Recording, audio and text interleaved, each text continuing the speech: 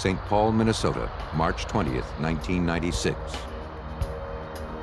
An early morning 911 call brought police from the St. Paul Police Department to the home of 31-year-old Stacy Brown.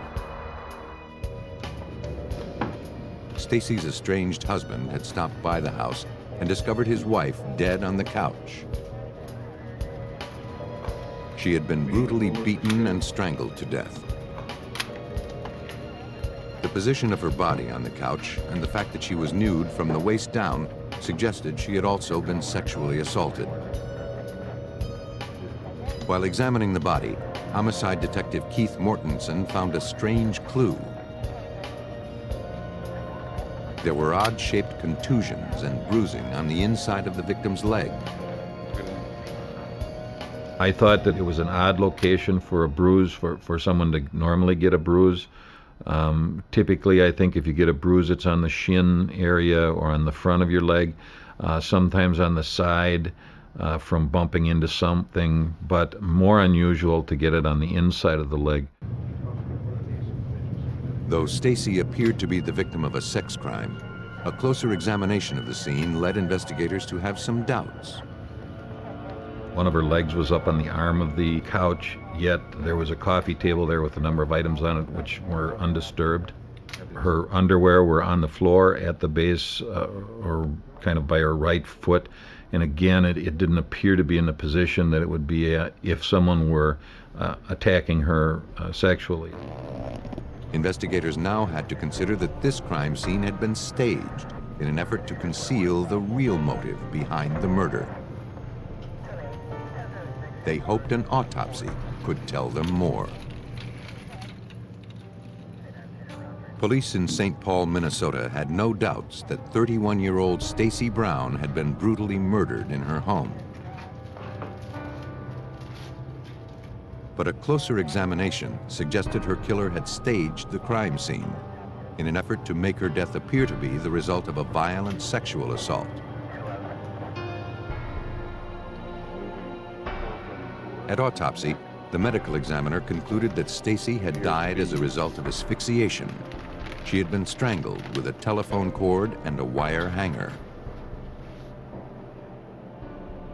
And despite the fact that Stacy had been found nude from the waist down, he found no physical evidence that she had been sexually assaulted.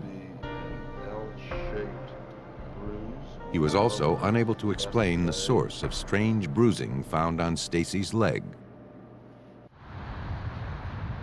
Convinced the crime scene had been staged to throw investigators off the killer's trail, police believed the suspect would be someone close to the victim.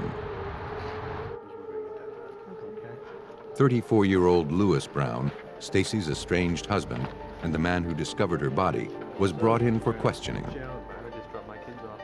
He was devastated that Stacy was gone. Brown, who wears leg braces as a result of childhood polio, stated that he dropped by the house early that morning to drop off presents he bought for his youngest daughter.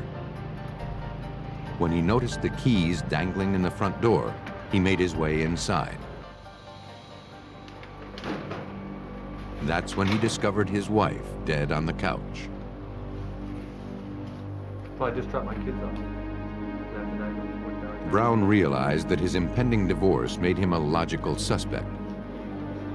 But he insisted he still loved Stacy, his wife of 8 years and the mother of his 3 children. On the night that she was murdered, Brown said he was at a local bar playing pool until going home around 1 a.m.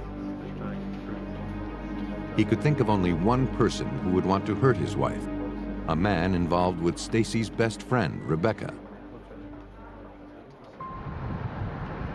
Rebecca was contacted, and she agreed to an interview. She admitted that her boyfriend, Quan Tran, and Stacy had not gotten along. Stacy felt Tran was abusive and had urged Rebecca to end the relationship.